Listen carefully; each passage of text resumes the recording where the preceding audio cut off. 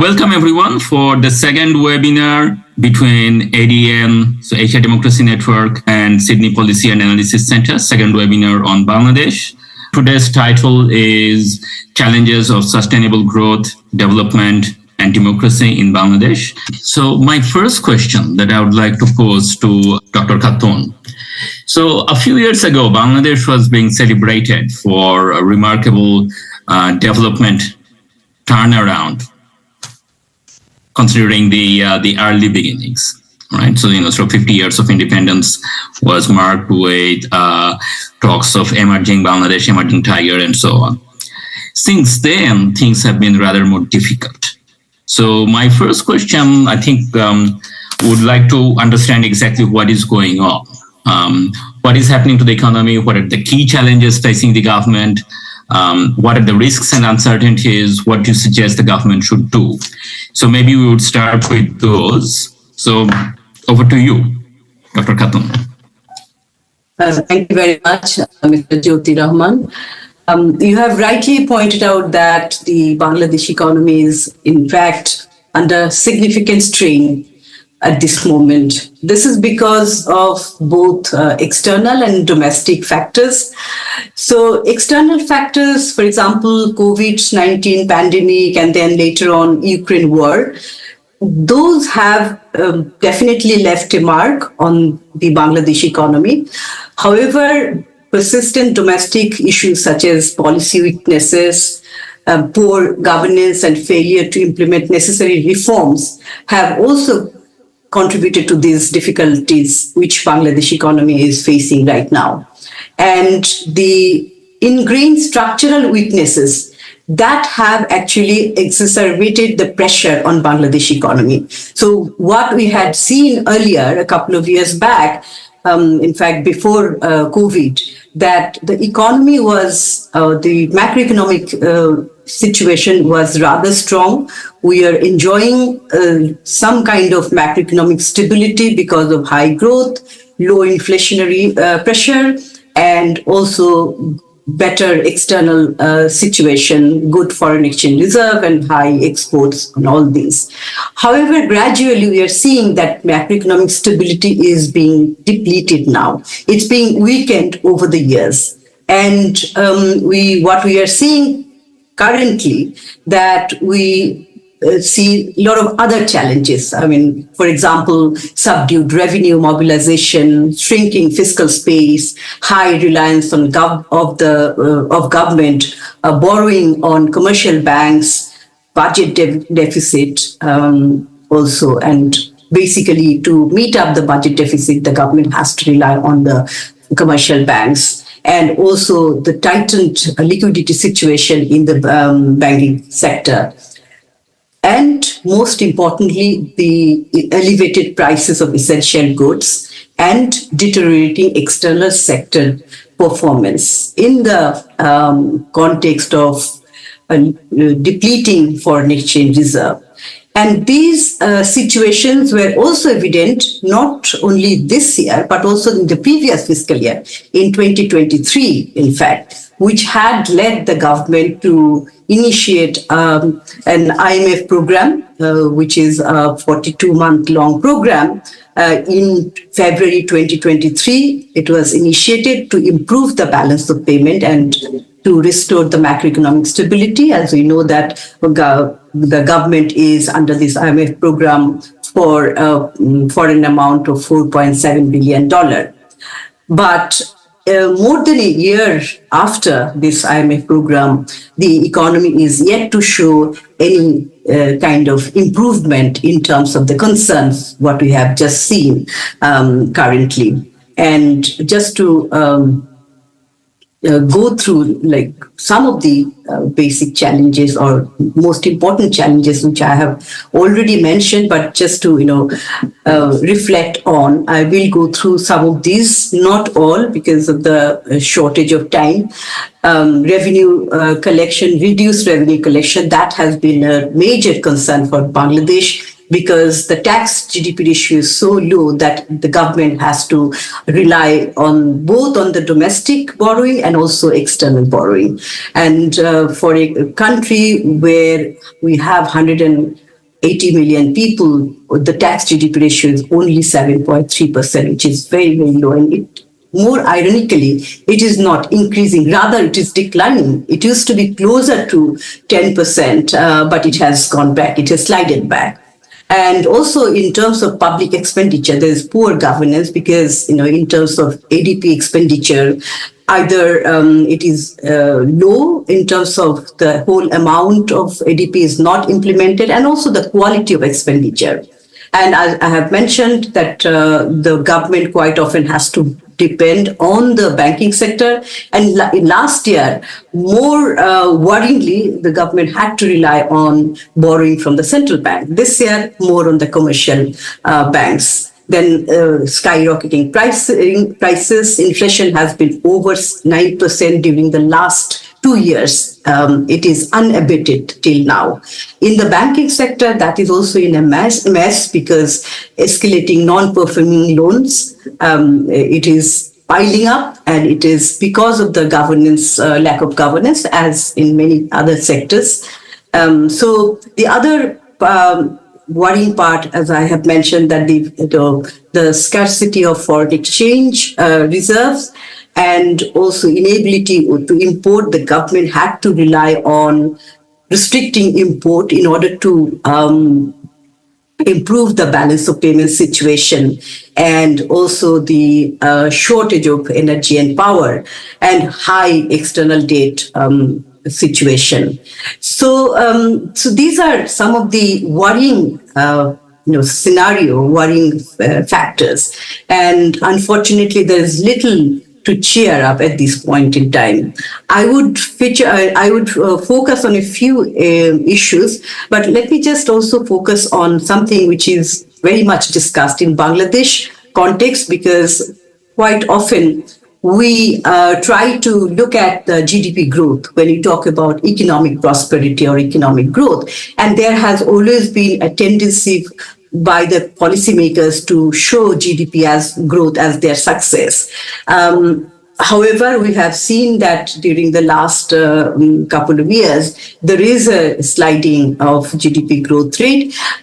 But as I have mentioned, that the GDP growth is seen as a success. And that is why, despite the weak macroeconomic circumstances in 2024 fiscal year, which is ongoing, in the budget, it was targeted that GDP growth will be 7.5% this year. But later on, in the monetary policy statement by the Bangladesh Bank, they have revised it down to 6.5%. But if you look at the estimations by international organizations like ADB or IMF, World Bank, they all have a conservative figure. For example, ADB has projected Bangladesh's growth in 2024 to be 6.1%. IMF projects 5.7%. World Bank projects 5.6%. And thanks to IMF, now Bangladesh Bureau of Statistics, they gave quarterly GDP data. So we have seen that, in the last, for the fiscal year 2024, recently the BBS has given some provisional estimate. As you know, that provisional estimates are given based on 6 to 7 months of data. So it's not the real, but later on at the end of the fiscal year, the revised number is provided. So BBS has projected that the growth will be 5.8%, but most probably this will be revised downwards later on, which has happened in the previous years, 2022 and 2023 as well. But the basic objective for focusing GDP is that there are often we lose sight of many other issues behind GDP growth. Where is this growth coming from, and how this is being distributed across the sectors? One puzzle has always been, in case of Bangladesh's growth, is that where is this growth coming from? Because what we see that the investment is not satisfactory. In fact, the private investment is declining. During fiscal year 2020 and 2024, the investment GDP ratio has declined by 0.33%. For example, in last fiscal year, the private investment as a share of GDP was 24.18%, and this year, in the current year, it has been projected that it will be 23.51%, which is lower. Now, the total investment has increased or remains steady, and that is thanks to the public sector investment, which is government investment, which is not very helpful in the sense that it does not add to or it doesn't create enough employment. So that is the weakness of this growth. So one doesn't really know where does this growth come from. The other aspect of GDP growth is that if you look at the growth employment nexus, is this growth creating enough jobs? But unfortunately, it is not. If you look at the employment elasticity of GDP, it shows a downward trend. The economy, the growth is not creating adequate employment. That is the weak part. And the other part is that whatever employment is being created, most of these are informal in nature. According to Labor Force Survey 2022 data, over 90%, 0.5% of the total industrial employment has been informal, and 67.8% of the service sector employment was informal in the informal category. So what does it mean? It means that the concern about decent employment, that remains. And the other, for example, the other part of employment, that is what is the wages and income, we regrettably do not have that data from the LFS report. So just touching upon the inflationary pressure, I have mentioned that during the last 24 months or so, constantly inflation has been over 9%. It was touching 10%, and food inflation, in fact, has been even higher, 11%, 12%. But these are the official average numbers. We have at CPD, we collect the TCB data. TCB collects everyday data, item by item. So we analyze those data from time to time. So in fact, if you take some of the essential items, the inflation varies from 15% to 20 to 30, 50, so 60%. So this average number really does not give you the real feel of the pressure. And also we try to compare our inflationary pressure or the cost of living with other countries. We have seen that in many countries where the income is higher, but their cost of average expenditure on food has been much lower. Recently, we have shown also, if I had a slide to show, I could have shown it better.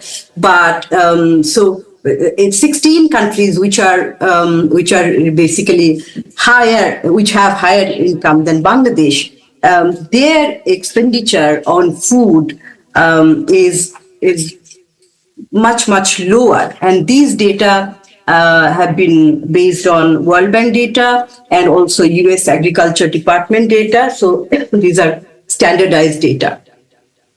So which means that, the pressure on our common people is still on. I will discuss on why this is not, working, why the government or the policymakers are not being able to control that. So one is that there are policy failures.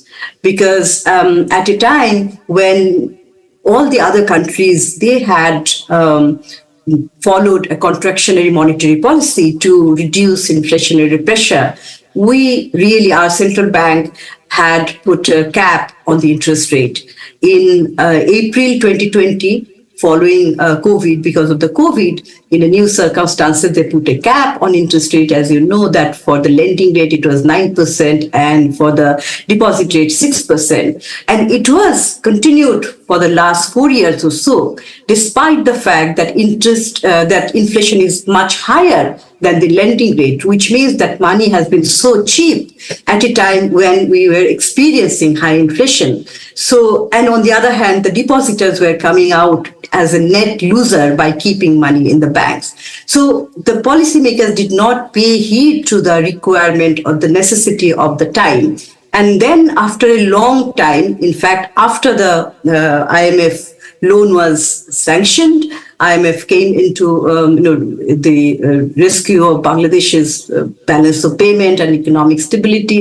The central bank followed something called SMART, as you know, that 6 months average rate of treasury bills, which was again, it also that interventionist. It was not a market-driven policy. And it did not work. Obviously, it wouldn't work. And then later on, just on May this year, the central bank has raised the policy rate by 50 basis points to make it 8.5%, meaning that it will have an impact on the lending rate. So finally, it's too late, of course, and one has to see that how it works. And another thing we must say here, that only policy measures do not work, because there are many non-economic factors also which are in place, and those have to be attended. And the other part is that no policy can work in isolation. So what we are seeing that now the monetary policy is contractionary, but the fiscal policy is expansionary. There is no sign of reduction of government expenditure. Operation cost or administrative cost have not reduced. So there is a conflict. These policies are not in tandem with each other. So it cannot work, in fact. And also the other policy for tackling inflation is that import tariff. Many items we have shown in our previous research also that at least there are 27 items where high import tariff is imposed. But for the benefit of the common people, some of those tariffs could be reduced. One irony is that from time to time the policymakers try to reduce the import tariff of some item, but that is not reflected. Why that is, as I have mentioned, that non-market measures also work. Economic factors play an important role. The other policy failure is regarding the exchange rate policy. There again, it was fixed by the central bank, and there were many exchange rates. Then in May, finally, it was, and in the context of depleting foreign exchange reserve, volatility of the exchange rate between Bangladeshi Taka and USD, the situation had been really in a mess. And in fact, Bangladesh took a long time to depreciate its currency. At a time when all the other competing countries, India, Thailand, China, Vietnam, then Turkey, all other countries had depreciated their currencies, Bangladesh just kept its currency at a high rate. There was probably a fallacy or a false satisfaction that our currency is strong and we are a strong economy, but that has been so harmful, because the exporters were facing competitiveness. They were losing competitiveness, and then finally they depreciated, but the depreciation had been so rapid that it had negative impact rather than because we are also an import dependent economy. We have to import for our export, we have for our investment. So the gradual depreciation would have been better so that the market could absorb. So that was not the case. During over a period of 2 years, the depreciation was 30%.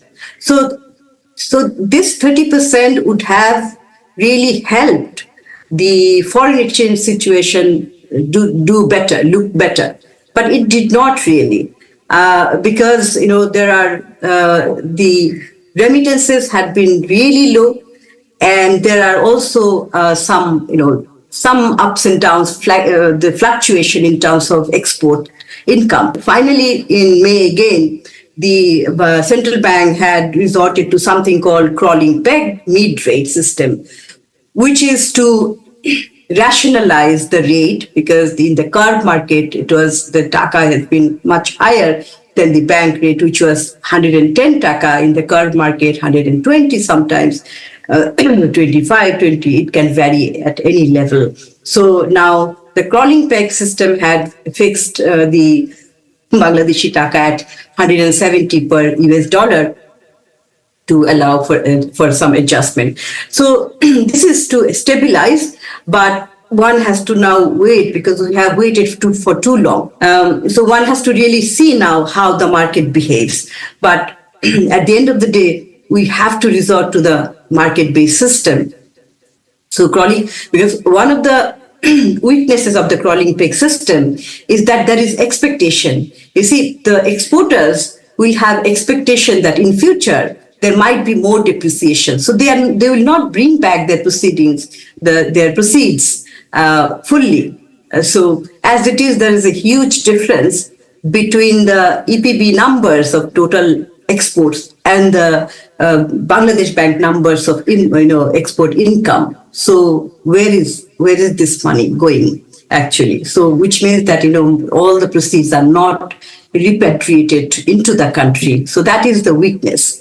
Unless and until you have a market-based system, this will not work properly. So these are the weaknesses in the policy for both tackling the inflationary pressure and also the foreign exchange reserve situation. I will just now touch upon another very pressing issue, that is the debt situation. Okay, before that, let me also touch upon a little bit on the banking sector. I have touched upon that in the beginning, but just to, there are many problems. If you look at all the indicators, the CAMEL indicators like capital adequacy, income expenditure ratio, liquidity situation, in almost all the cases, the indicators are not doing well. But most worrying is that high volume of non-performing loans. And this amount of the volume of NPL has increased by more than 3 times in the last 10 years. In fact, if you just consider other loans, total, for example, loans in special mention accounts, loans with court injunctions, loans, rescheduled loans, if these are included, the actual NPL will be much, much higher. And in fact, IMF, most probably IMF had asked the central bank to estimate the stressed amount of stressed assets.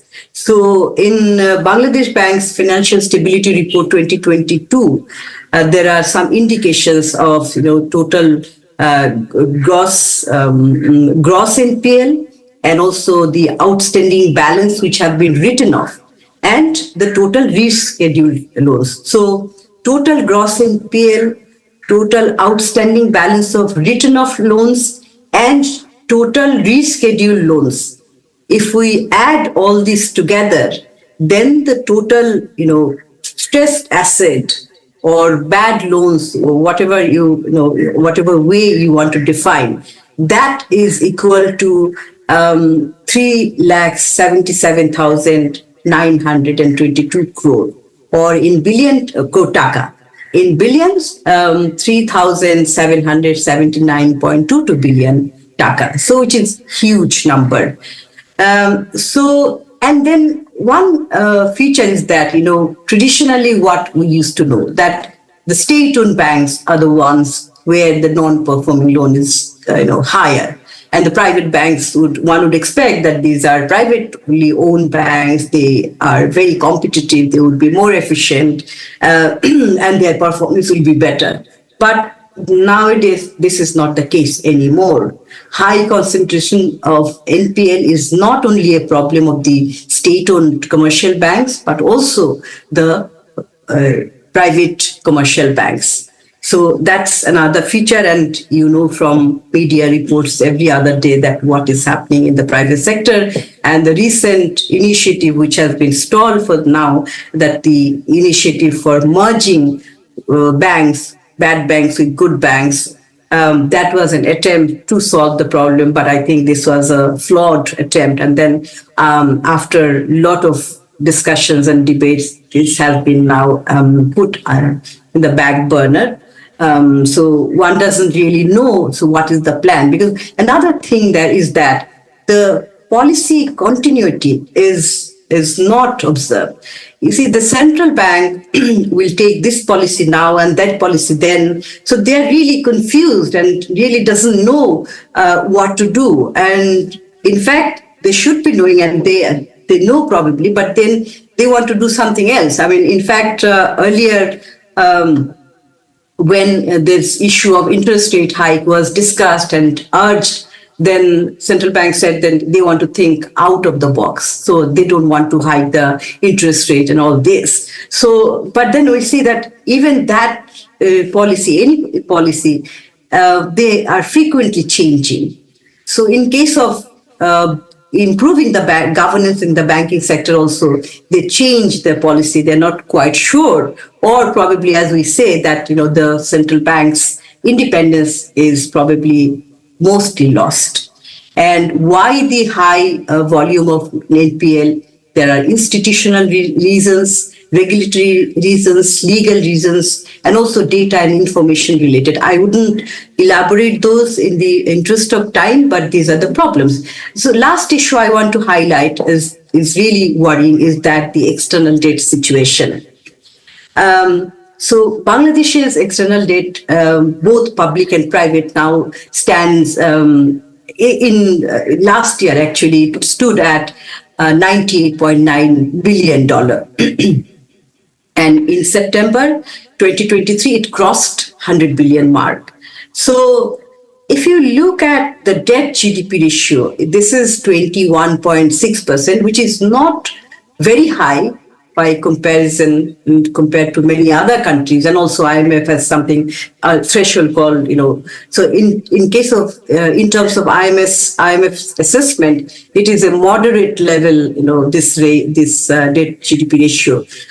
So Bangladesh is not at a risk of this, like other countries which are highly indebted countries. So, however, there is no room for complacency, because the issue is here that the repayment capacity, that is the debt servicing capacity, that is most important. So we have to take into account that the capacity of debt servicing, because if you look at the domestic resource mobilization, I have mentioned earlier that that tax GDP ratio, revenue GDP ratio is really, really low. And then export of goods and services, remittance flow, foreign exchange reserve, these are all not in a good shape.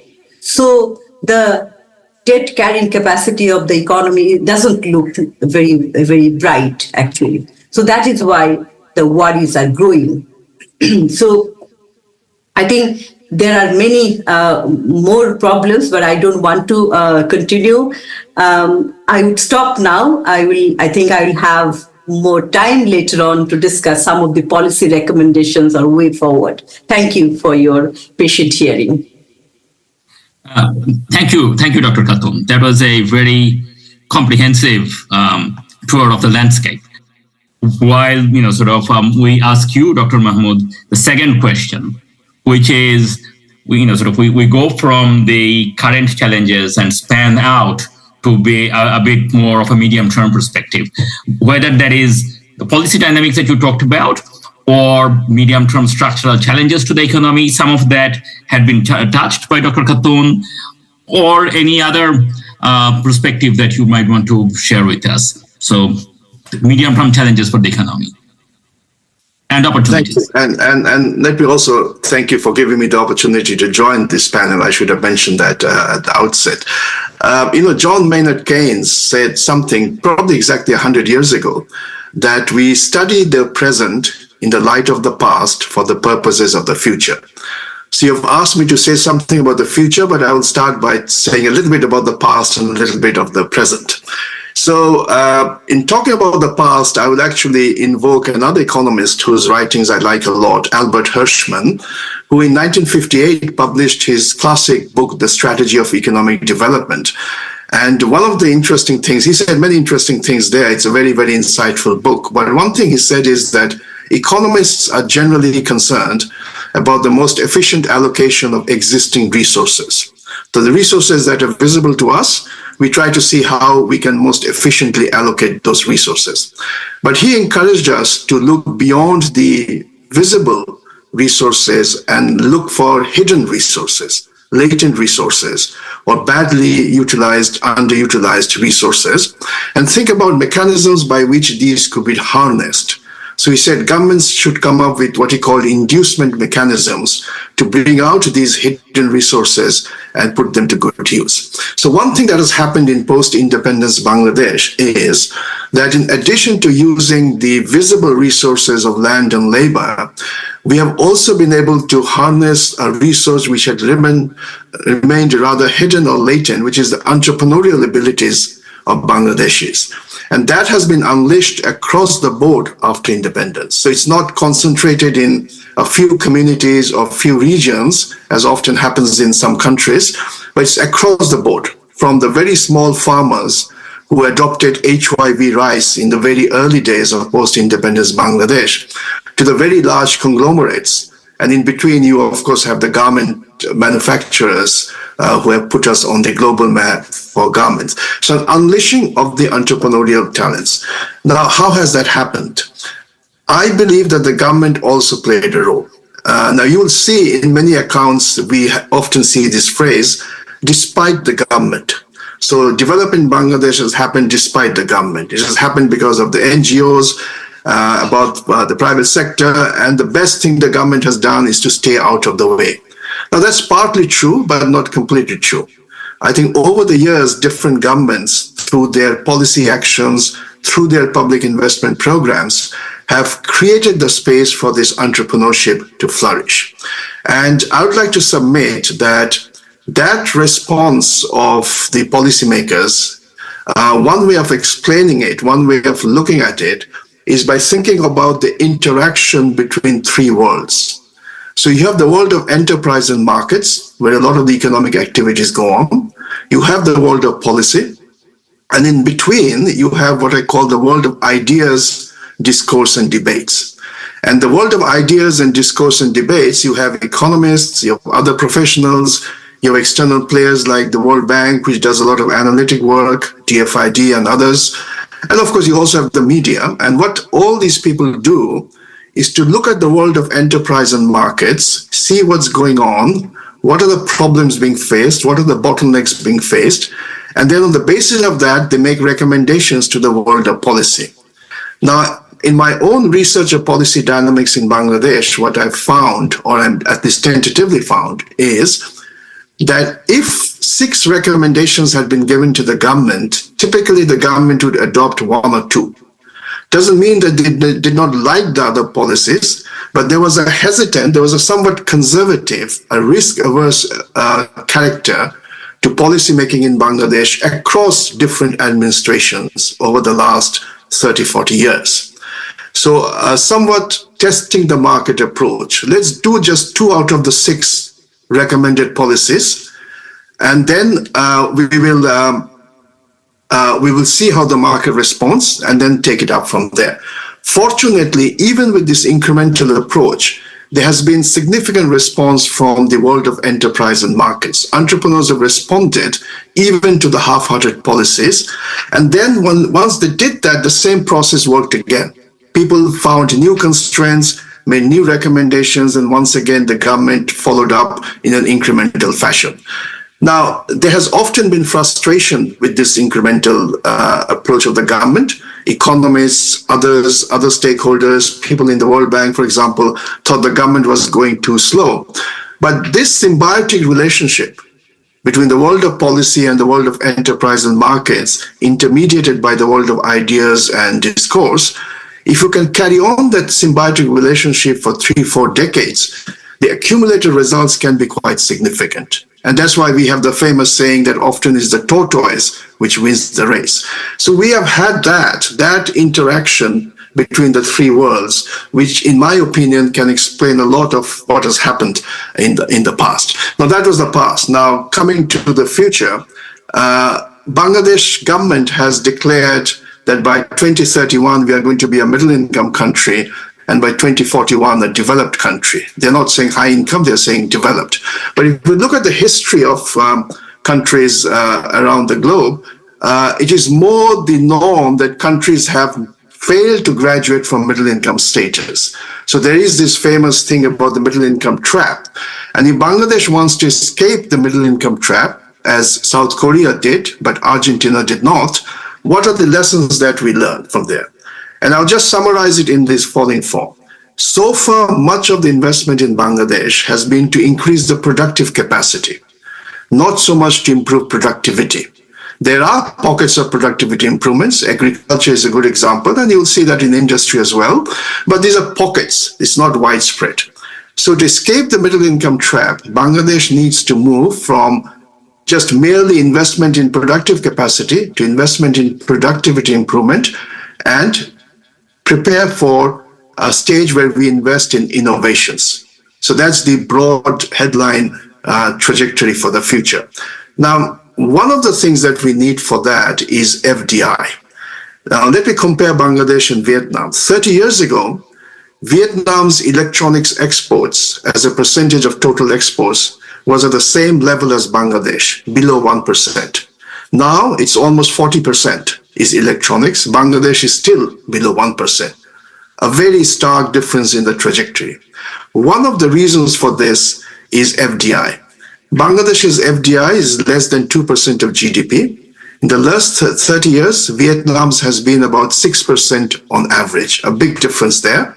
Secondly, much of the FDI that's coming into Bangladesh is either natural resource seeking, the great example is Chevron from the USA, or it's market seeking. So it's a large domestic market in Bangladesh. It makes sense that many investors would be interested to come and invest in power, telecoms, banking, and many other consumer goods industry. And we need all that. But what we really need now, if we want to diversify our exports, go into more sophisticated products, what we need is what we call efficiency-seeking FDI, who see Bangladesh as an efficient production base from which they can export to the region and more broadly to the globe. In Bangladesh, and I've done a bit of research on this, it's less than 30%. And what's worrying, it's actually declining. And much of what I call efficiency seeking in Bangladesh is largely still in garments. It's not so much in the new products that we are talking about. So that's a transition we need to make. And here I'll then just mention 3 points about what is needed to be done. One is, of course, the important role of education and training. And I'll give you one concrete example. Last March, when I was in Dhaka, I spoke to somebody who is running a rather interesting firm where they're doing chip design. They're designing chips, even very advanced chip design is being made in Bangladesh, computer chips. And what this gentleman was saying, that Bangladesh does have a good supply of relatively inexpensive engineers. So we always talk of cheap labor, but we actually have cheap engineers as well. The problem that he's seeing is that in the curriculum in the universities, there are still some serious gaps. That's number one. Number two is the soft skills. Our universities don't train people to develop the soft skills, being proactive, team play, finishing things within the tight deadlines. So he's trying to instill these things to his employees when they come into his company. But he was saying that his tasks will be much easier if some of these could have been done when they were still in the university. So that's just one example of what could be done on education. The second is regulations. Now, we talk a lot about streamlining regulations, making them less complex. It's also important to make sure that there is regulatory predictability. That's very important for both domestic investors, particularly for foreign investors. But the third thing which we don't always talk about is that there are also regulatory gaps. So a few years ago, when Uber came to Bangladesh, the government was quite confused for a long time. Is this a taxi company, or is it an internet company, or is it some other animal? Why the confusion? Because the rule books of Bangladesh, where some of the rules and laws come from the British era, they don't have provisions to deal with these new technologies. And going forward, I think that is something important.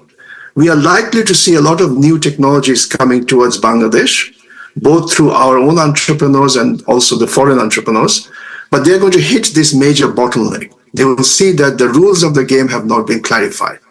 And then you scramble and try to get some rules and regulations done, but it takes time.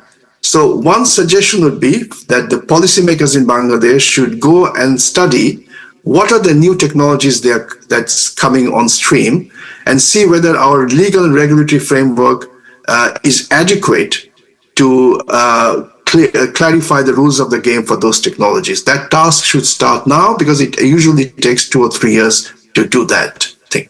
The final point is about a more performance-oriented government. And I'll mention 3 things. We have a fascination with glamorous events. So we organize roadshows, investment summits in many countries, many cities of the world. But we rarely pause and see, okay, what has happened to the investors who came to the roadshows? How many of them have actually come to Bangladesh? How many have registered their investment, which means they are seriously interested? How much have they progressed? Are they facing bottlenecks? So other countries have set up very good investor tracking mechanisms, but we haven't done it yet, because that's not glamorous. That doesn't bring us headlines. It brings us investment, but not headlines. So moving from glamorous events to painstaking processes. Second, we do subsidize the private sector. The garment industry gets a huge amount of subsidy, but this is largely subsidies to maintain the status quo. If we are going to subsidize the private sector, it should be to subsidize change. And associated with that should be strong performance targets for the private sector. Not just increasing exports, but increasing productivity, going into innovative activities, new product development, and ruthlessly withdraw subsidies as the East Asians have done if the companies fail to meet the targets. And the last point is, you see a lot of activity in the government, but it's rather uncoordinated. What can the investment promotion agency do if one day the Bangladesh Bank imposes restrictions on repatriation of profits? What can the investment promotion agency do if the National Board of Revenue suddenly slaps a tax with retroactive effect? So we have to move from these uncoordinated approaches to a whole of government approach, particularly for foreign investment attraction, but more generally, a move from uncoordinated approach to a whole of government coordinated approach. So let me end there. I can always pick up on these themes later. Thank you, Professor Mahmood, Dr. Mahmood, for again, sort of very fascinating way of delving deep into some of these processes and dynamics. As a former public servant, sort of processes and policy dynamics speaks to my heart. I do have questions, and there are questions from the floor. Again, we'll come back. Quick reactions, probably from Dr. Khatun first, and then Professor Hussain.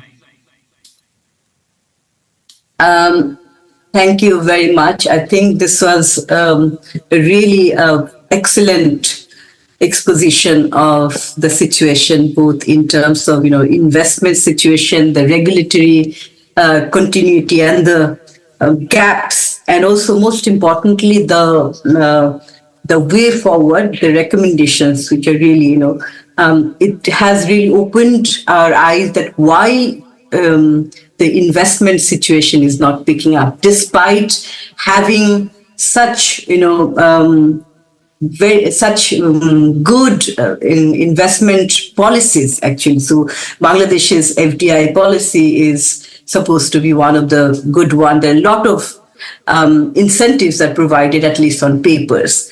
I just want to add something that, it's not only about policies, which Dr. Mahmood has rightly pointed out. Many issues are required. Many factors contribute to higher investment inflow into the country. From CPD, in fact, for many years, now, in collaboration with World Economic Forum, we undertake a survey, what is called, Global Competitiveness Index. So in the Bangladesh's case, we are the partners. So we survey businesses in Bangladesh, so which are both domestic and foreign investors. So there we try to also understand the Bangladesh business environment. So in the Bangladesh business environment survey last year, 2023, five most important factors they have mentioned, that what are the most problematic factors for doing business. In fact, some of these factors are common for many, many years. They just they change places, from 1 to 5, but they are very common. And in last year's survey, what we found that corruption, almost 68% of those who participated in the survey, the businesses, these are, by the way, large businesses mostly. So they mentioned that corruption is the major bottleneck. And then second is inefficient government bureaucracy, 55% mentioned. Foreign currency stability or instability, whatever, it's 46%. Inadequate infrastructure, that is 39%. And in high inflation, that is 39%. And there are many others, these top ones. So here, corruption and inefficient bureaucracy, these two feature again and again. So that's where, these are the issues where you need institutional reforms. These are not, you can't remove these by just devising or formulating any policies. You need institutional reforms in order to establish good governance. And that has been an unfinished agenda. So that the problems which we are seeing right now, be it in the banking sector or in the case of revenue collection or in the capital market or in case of investment, so these corruption and inefficiency in the bureaucracy or complexity, they add up to the cost of doing business. And in fact, that is why you often hear that if there is this initiative for hiking the interest rate, there's always a huge resistance from the private sector. And the central bank had really, follow their pressure. They had to listen to that. The private sector is mighty powerful also. But the thing is that if you fix all these, then there is no need for giving this, giving them extra benefit through lower interest rate. The cost of doing business through delays in businesses setting up, or getting an electricity connection, releasing goods from the port, and lack of smooth infrastructure, all these pile up the cost of doing business. And that is why they ask for other benefits, be it various tax incentives, subsidies, or interest rate flexibility, all these. And this way, the government is, spending a lot of, I would say, wasting a lot of valuable resources, which could have been invested in other areas. As has been mentioned by Dr. Mahmood also, that the skills of our human resources is so low. That is another factor of in attracting foreign investment. So the education and this capacity building of the youth are very limited. And because of the competing priorities of the government, spending on education has been always less than 2%. Whereas in similar countries, in developing countries, it is 4%. And in fact, in our 8th five-year plan, the spending for education should be increased to 3.5% by 2025, so which is next year's. But it is nowhere even 2%, it is less than 2%. So I think all these factors make us less competitive. And we are spending, I would say, wasting a lot of resources because of our inefficiency in various cases. So these are just a short comment on this. Thank you. you, Dr. Khatun. Professor Hussain, any Yes, thoughts? thank you. I especially wanted to follow up what Dr. Khatun was saying about education here, and picking up on the themes that have been coming out with both Dr. Khatun and Dr. Mahmood have described essentially in their really excellent analysis of the macroeconomic and policy environment in Bangladesh. They've described essentially a kind of a government that is resting on its development laurels. I think that is, we're so successful and now we can just kind of sit around and enjoy.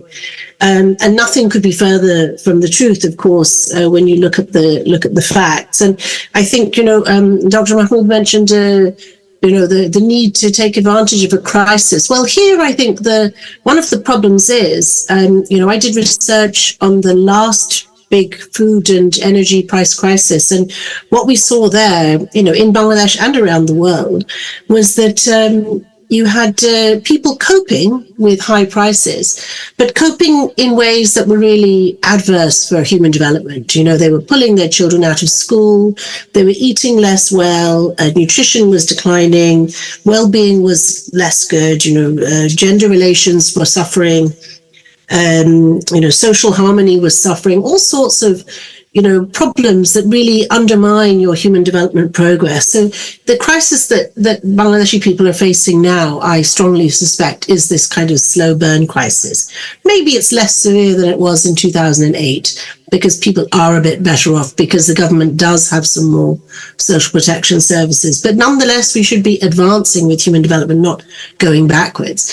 And this is why I think absolutely this point that Dr. Khatun just mentioned about the investment or lack thereof in education is a very serious problem. We have had in Bangladesh almost 2 years of children in government schools not going to school because of COVID. We've now had this dramatic curriculum reform without, it seems, much training of teachers to support it, without much socialization of the new policy so that parents understand it. And the fact is that Bangladeshi children are really suffering in public schools. I increasingly wonder if the government of Bangladesh has just decided, as Dr. Mahmood said, it's a market economy. Have they decided it should be a market society in general, that actually the market can pick up all of the health and education and everything? Because if they think that, I strongly would argue that there's no evidence that a low or lower middle income country like Bangladesh has ever succeeded in moving to middle income status, let alone upper middle or upper income status on the back of private, leave it to the market, health and education services. So I would just say that's a big concern for me. Thank you. So that's very interesting. So on the one hand, we've heard from Dr. Mahmood about the old adage that don't waste a crisis. But on the other hand, if, Professor Hussain, what you're saying, if I understood correctly, is that if a crisis is slow burn, then you don't actually get that reform benefit, because, both governments and people adapt, but they adapt in a way that actually stunts long-term prospects. So that's a very interesting dichotomy there. Again, we'll put questions, but before we go to, those questions from the audience, question number 3, and this one is primarily for you, Professor Hussain. So moving from economic growth and incomes to development and distribution outcomes, right? How do you assess the evolution of policies, discourses underlying political settlement regarding development? So picking up on some of the stuff that both Dr. Khatun and Dr. Mahmood has said. Thank you. Thank you. Yes, very, very good question. Very well put. And I think I would like to, to reflect a little bit on what Dr. Khatun and Dr. Mahmood have said, and in particular to focus a bit on the evolution of development policies as they leave us now in terribly great need of investment in human development, investment in health, education, social protection, all the social policies, elder care, for among other things in Bangladesh. And, I think we've got really used to talking about Bangladesh's development politics, the political settlement, as Mushtaq Khan says, or the balance of power that underpins its development policies. We talk about it as inclusive development. We also talk about Bangladesh's surprisingly inclusive development.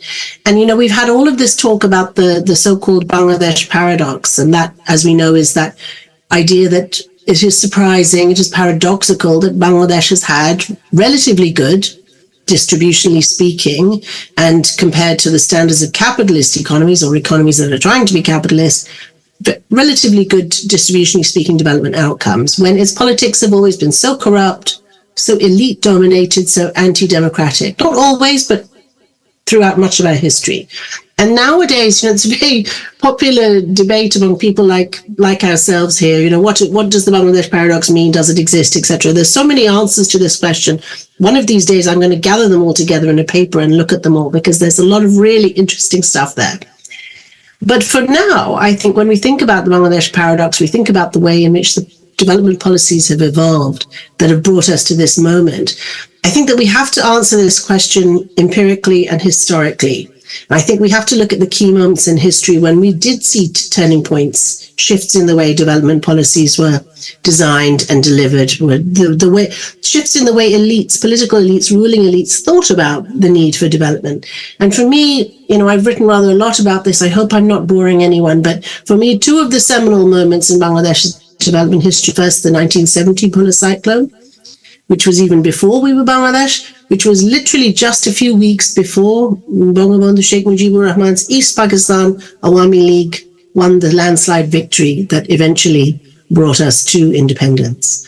And that victory was once described by an American observer as one of the most stunning democratic victories ever seen.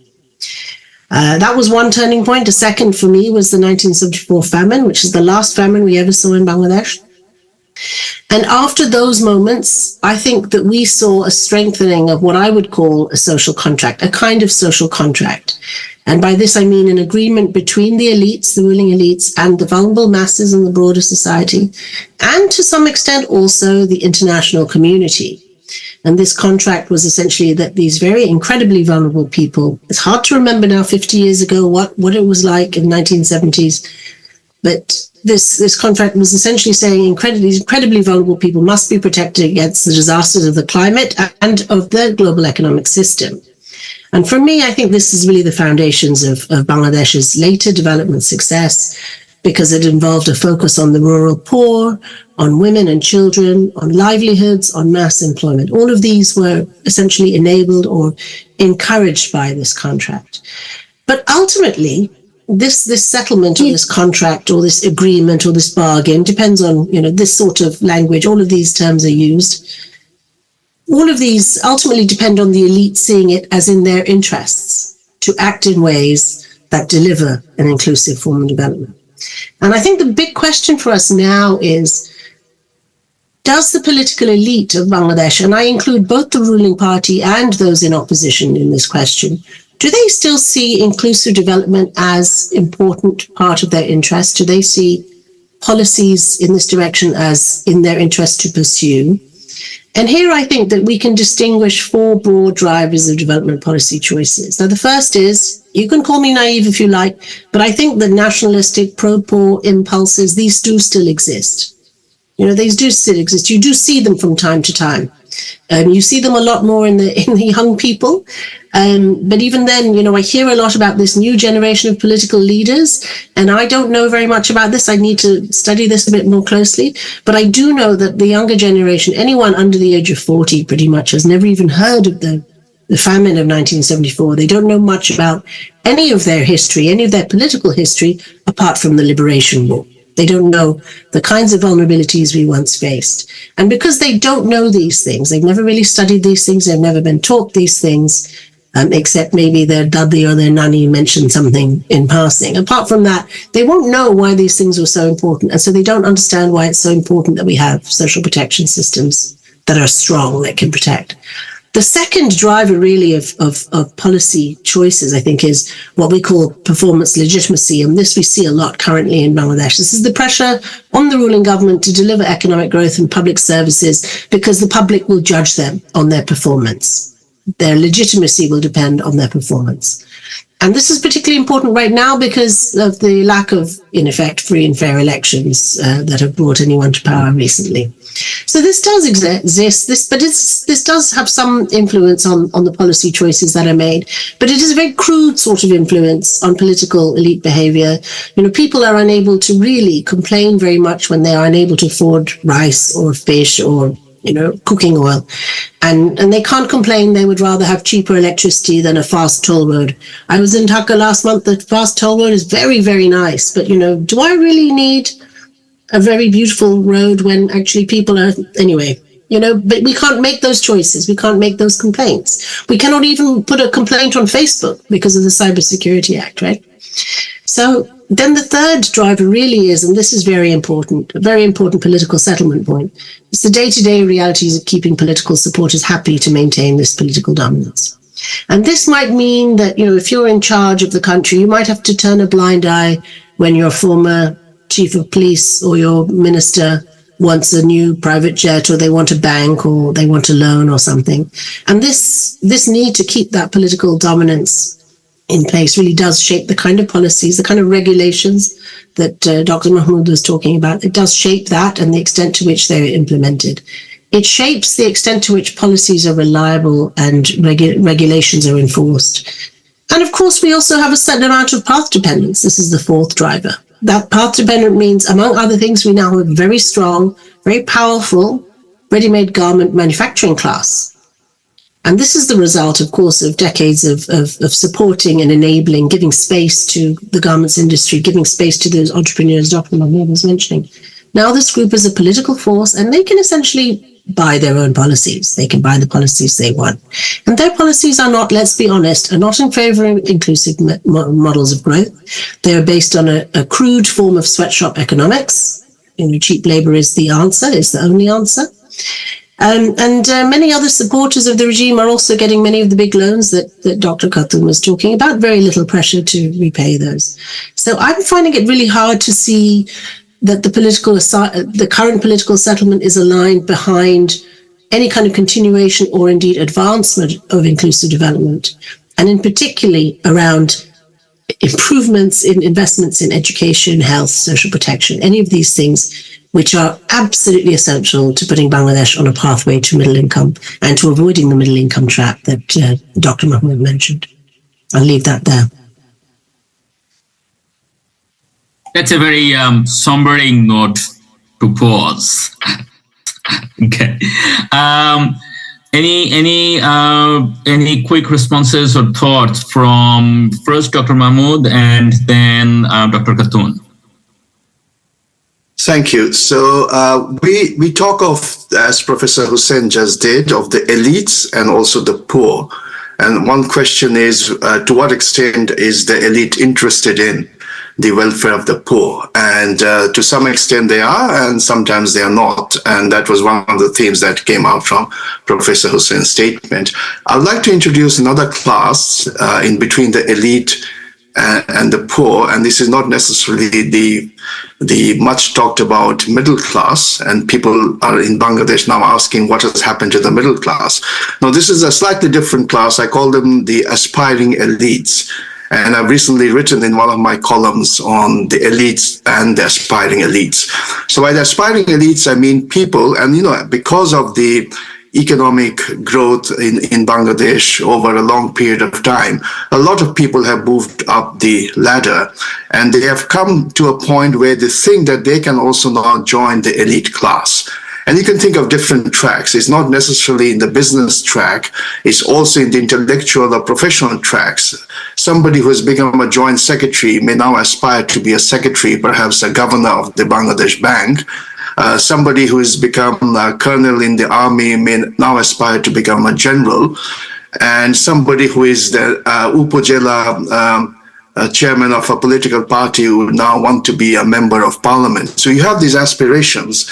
And my submission is that this group of aspiring elites are in some ways perhaps even more aggressive than the group of elites.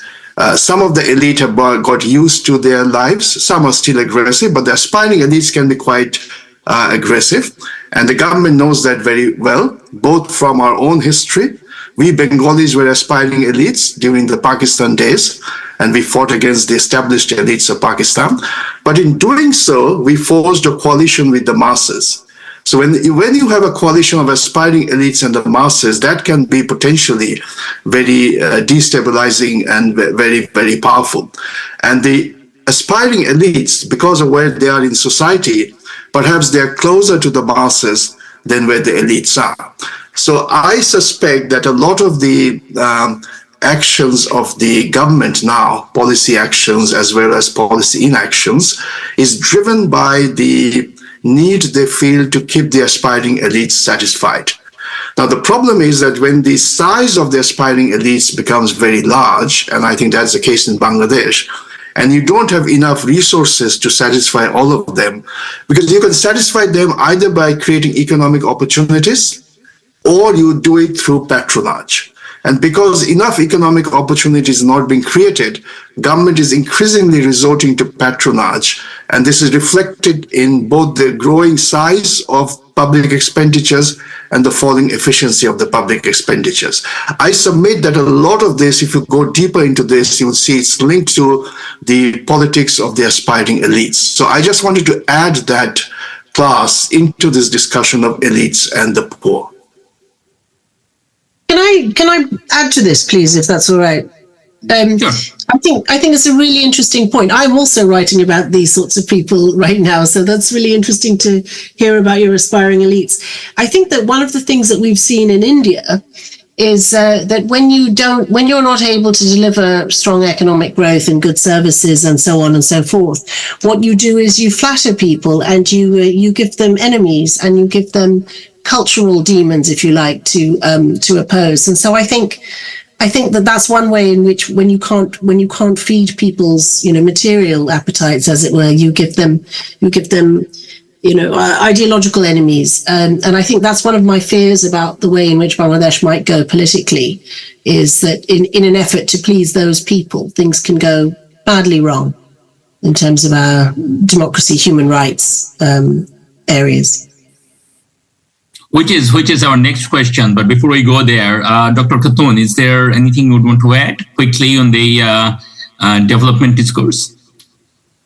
Very briefly, I think I will not discuss what has been already discussed, and not very comfortable in that because I don't have knowledge on those. But one thing, in connection with Professor Naomi Hussein's reference that, a lot of expenditure on infrastructure development, but what we are seeing that for poverty eradication or for social sectors, not that much. Indeed, that is a real problem because, priority has been shifted so much on physical infrastructure, and we are really ignoring the social infrastructure. And more importantly, the use of the money itself and the phasing of this expenditure. For example, Padma rail bridge is a case in point that it is an essential link between various parts of the country. But do we need this at this point in time, or could we wait for another 10 years or so at a time when we are suffering from high debt problem? Similarly, Karnofuli Tunnel, is it now, as we know right now that the return is very, very low. So could we not wait for that and rather spend that money for other areas? Poverty is one of the important areas, and particularly in view of high inflationary pressure, when you need more and huge support. What support is provided by the government in terms of open market sale, that is just a peanut. I mean, you need thousands and crore, in fact, crores of lakhs and crores of supports under this OMS program. But here only a few hundred are getting that, support in terms of lower price essentials. So this is the irony and the lack of prudence in terms of spending. It is what is most important, and also at what cost. I mean, if you look at some of the huge infrastructures, infrastructure is very good for employment generation and also reducing poverty. But then if you look at some of the huge infrastructure projects, for example, Rupur nuclear power plant, over $11 billion of expenditure, and what is the rate of interest, what is the return, repayment period, all these. Similarly, Rampal coal-fired plant or Paira coal-fired plant, all these plants, I mean, have we done an assessment of the return and the impact on the society, both social and environmental, instead of only on economic, focusing on economic assessment? So these are the issues I think the government and the policymakers have to look at for a holistic outcome of any investment. And these investments are all the more important because these are done through borrowed money at very high interest rate. Thanks, Dr. Khatun. And that brings us sort of that kind of holistic assessment and the points that sort of both Professor Hussain and Dr. Mahmood also made, bring us to our question 4, which links economic development, economic progress with democracy. So this is a rather open-ended question. You could take it in any direction you want. The question is, how do you see the fraying democratic norms and institutions in the country interacting with economic challenges and development priorities? So, which direction the causality goes, I leave that to you to judge. We are looking at rather short, sort of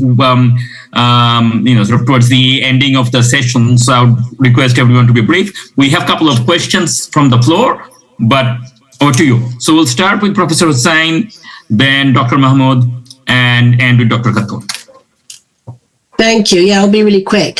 Just 3 quick points. One is, nowadays, and I hear this a lot in Bangladesh, it's very fashionable to say, oh, we don't need democracy. Look at China, look at Vietnam. And, I hear also among my business friends in Bangladesh, things like, what Dr. Khatun was talking about, the Rampal power plant. They're saying, oh, all these civil society groups are just stopping us from doing development. Why can't we have our power plants and so on? And they say things like, oh, we don't need an open and independent media. That is just giving our nation a bad name. They're always talking about corruption, violence, etc. And I have 2 things to say to those comments that people make. First, in the past, Bangladesh development progress has always depended on a relatively open society where citizens could make claims, whether it was through elections or it was through public discourse or it was through civic organizations, civil society groups, or through complaining, by going to the streets, by going to the courts, through the media. Now it is getting harder and harder for the politicians to hear what people really think. So they are closing themselves off to the people's voice. And this is very dangerous, as we know. The second point I would say is that it is true that the Awami League may be stronger than ever in the past. And some people even say it's a party state now. It's very effective at doing certain things very well. I'm not quite sure about, I have not studied that party very closely, so I can't really tell you, but I'm telling you what I've been reading and what people are telling me. But I tell you what I do know the Awami League is not, and that it is not the Chinese Communist Party. It cannot get stuff done in the way that the Chinese Communist Party does. It cannot put its corrupt officials in jail. It cannot enforce its own rules on its own party men. So if you want to have a democracy-free political system, but you do not have a Chinese Communist Party in charge, I think you will soon be in trouble. I've already said a bit about what I think the political context of economic decline or economic crisis might be, so I'm going to leave it there. Thank you. I have a follow-up question, but I'll come back if we have time. Dr. Mahmood. Okay, so this question can be answered, of course, in many ways, and you would need a lot of time to give even a partial answer. But I'll just try to respond by going back to the framework I was suggesting during my presentation, the interaction of the three worlds, the worlds of enterprise and market, the world of ideas and discourse, and that of policy. And although I feel that this interaction has worked reasonably well, not perfectly, of course, but reasonably well in the last 3 to 4 decades, I think there are problems emerging. Well, firstly, whether that incremental approach is going to be adequate itself is a question, and I think a number of points came out today. For example, the need to do more on education, and that's where perhaps an incremental approach may not be enough. But even that approach, that incremental approach resulting from the interaction of the three worlds, I think that is probably getting diluted, and in two ways. Firstly, the links between the world of enterprise and markets and the world of policy, I think, is getting distorted because of the rise of crony capitalism. So increasingly, decisions are being influenced by the interests of particular powerful crony capitalists. So that's distorting that link between the world of enterprise and the world of policy. When you come to the world of ideas and policy, and Dr. Khatun can say more to this, because she's at the thick of that, leading the leading institution on dialogues in the country. I suspect that perhaps because of that sense of complacency, perhaps for other reasons, that interaction is also getting diluted. The interaction between the world of ideas and debates and the world of policy. Now, for economists, the challenge is to see whether the language of the economists, the language in which we speak, the language or the approaches we use in interacting with politicians, whether we also need to revisit that. Now, we often complain that the policymakers and politicians are not listening to us, but we may also want to question whether we are speaking in the right language or not. And this is a lesson which we got from Professor Nurul Islam, the doyen of Bangladesh economists who passed away last year, who always talked based on his own experiences about the need to understand the language in which politicians speak, and economists need to speak that. So I'll just end by saying that, yes, the democratic deficit problem that you're mentioning, one of the ways you can look at that is by looking at it in the context of the interaction of the three worlds that I mentioned, and whether that interactions are getting distorted and diluted. Thank you. And Dr. Khatun.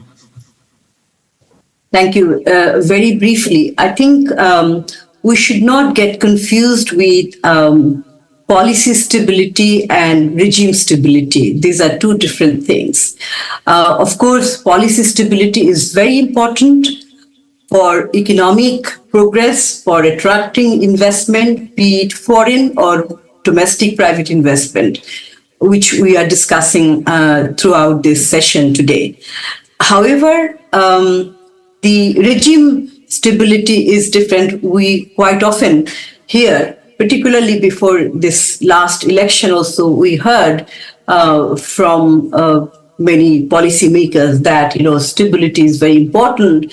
But if you have institutional stability, if you have strong institutions and good policies, then it doesn't matter which party comes to power.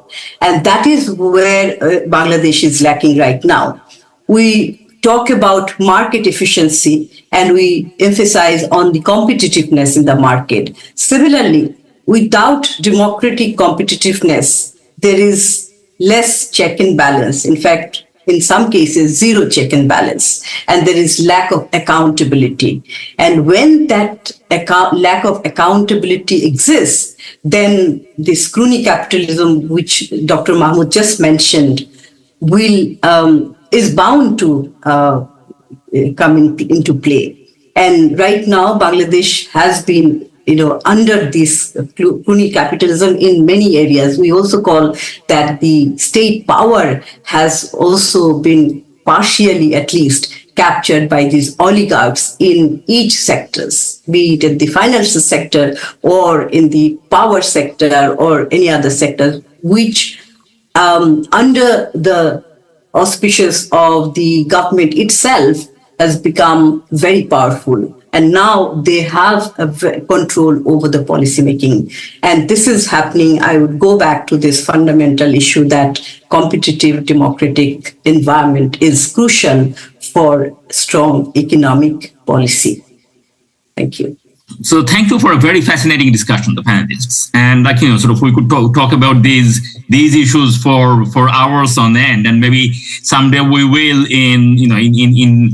in a physical setting with a cup of hot tea or something. But for now, 3 questions that we have from the floor, in no particular order. A question for Dr. Mahmood.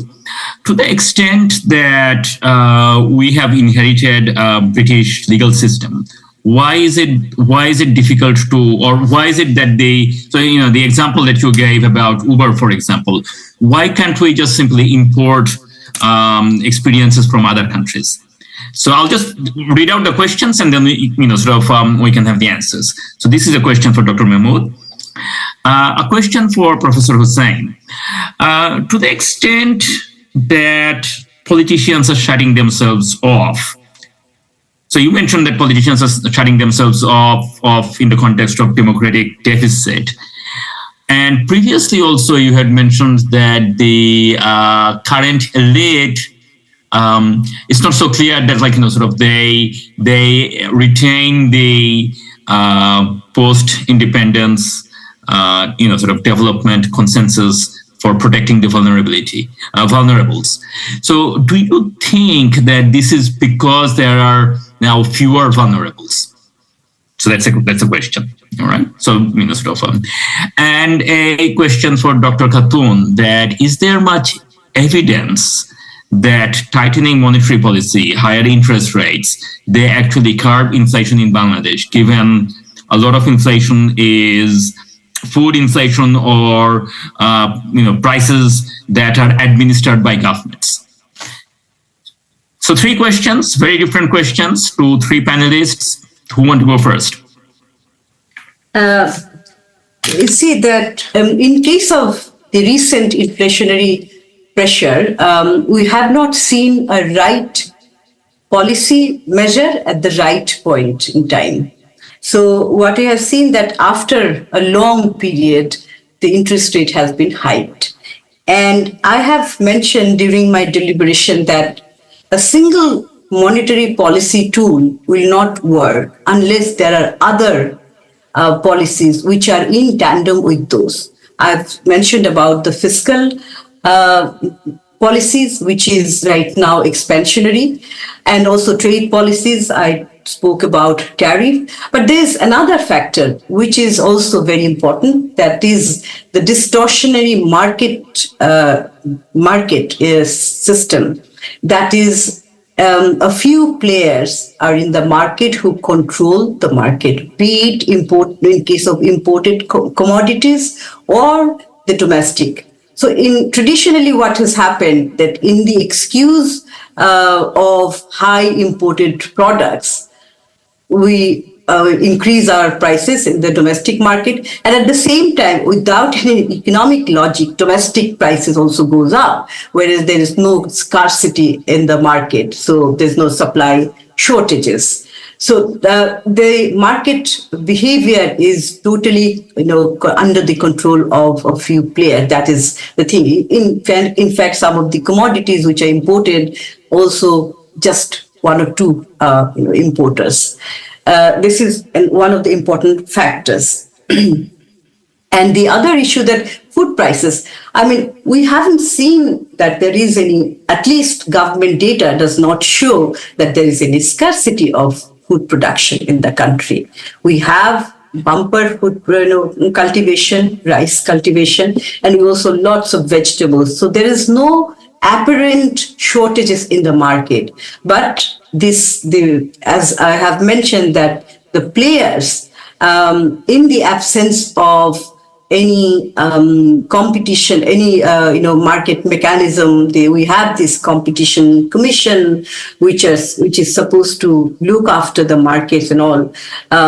It doesn't work that way, and also the mechanism to follow the prices regularly and monitor that. Is what we have seen sporadically, that the members of law enforcing agencies just suddenly go to a market and take some actions, find them. So this is not the way to market monitoring. Market monitoring doesn't mean that you put or you deploy a law enforcing agency. How many can you how many members of law enforcing agency you can put in all over Bangladesh. So a proper competition commission, the act has to be strengthened so that they have more powers. If market rules are, somebody is breaking the market rules, they should be fined. So these policies all together have to be taken into account. The other thing which I forgot to mention is also that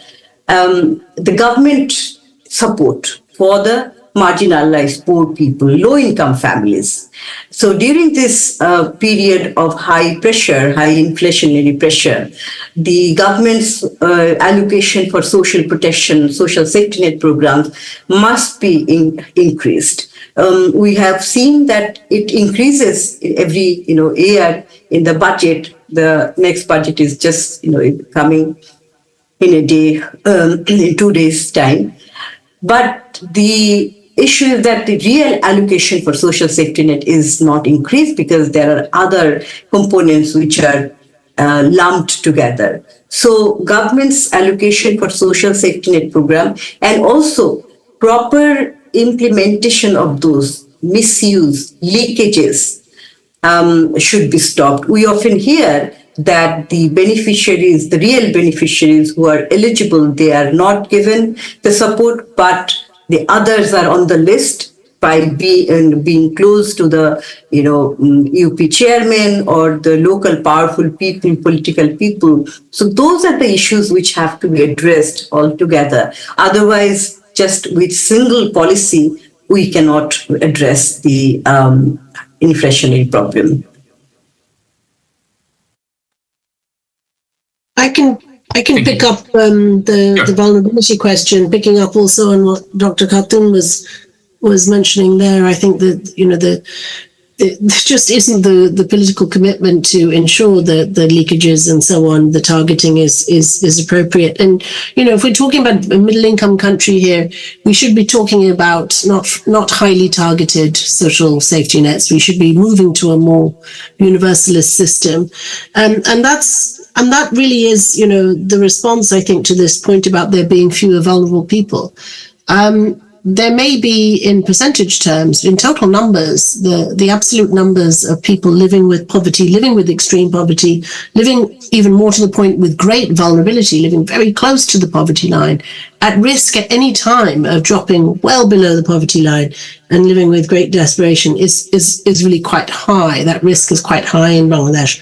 There's a lot of what people talk about, the movement between up and down the poverty line is a lot. There's a lot of the population in Bangladesh is doing that. And so I don't think it's true that the reason people are not concerned about the vulnerable is because there are fewer of them. I think it's partly we're a little bit of a victim of some degree of success in this area, quite pioneering programs, to some degree of the ways in which very successful microfinance schemes have reduced vulnerability, not really reduced poverty, but certainly reduced vulnerability. A kind of consumption smoothing has been the main effect of microfinance. But I think politically it's very convenient for people to say, oh, we're just not poor anymore. Let's not waste any money on these people. Let's instead have a very nice new highway. And I think this is a big mistake. The younger generation of politicians really needs to go and look at their history a bit more closely. Thank you. And by virtue of being 3 out of 3, I think Dr. Mahmood, you'll be the last one then. Sure. And in answering that question about whether we cannot import regulations, I'll start by taking cue for something Professor Hussain said in an earlier intervention, the distinction she made between the market economy and the market society. And that reminded me of the work of Carl Polanyi, who in his Great Transformation, the book he published about 80 years ago, said that markets have always been embedded in societies.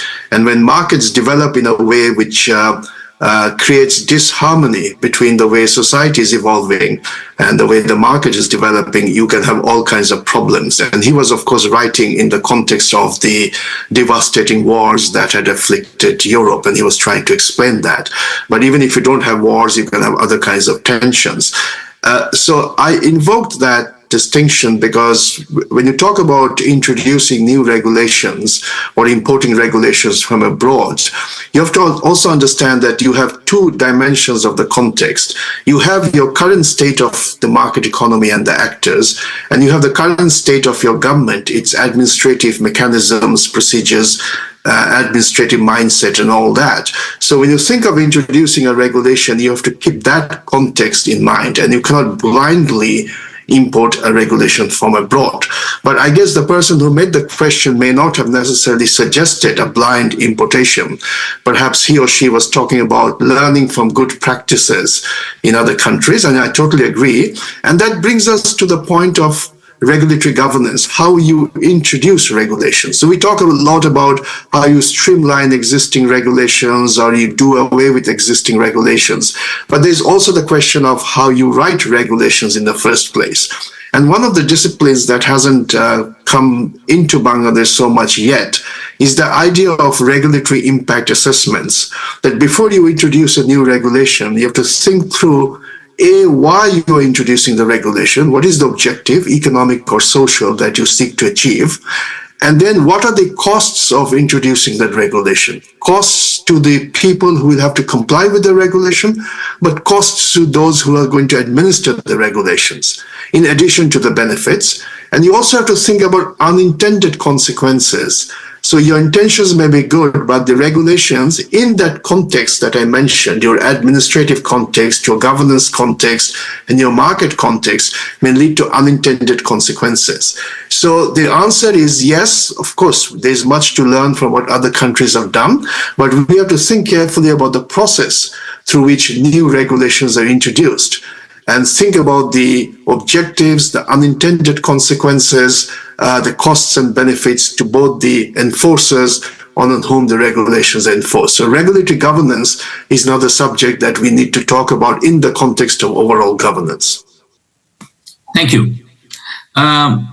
Those were all three very excellent answers to possibly penetrating questions. And before that, fascinating discussion on which, again, we could talk for hours. So I would propose that we draw for a close. Until next time.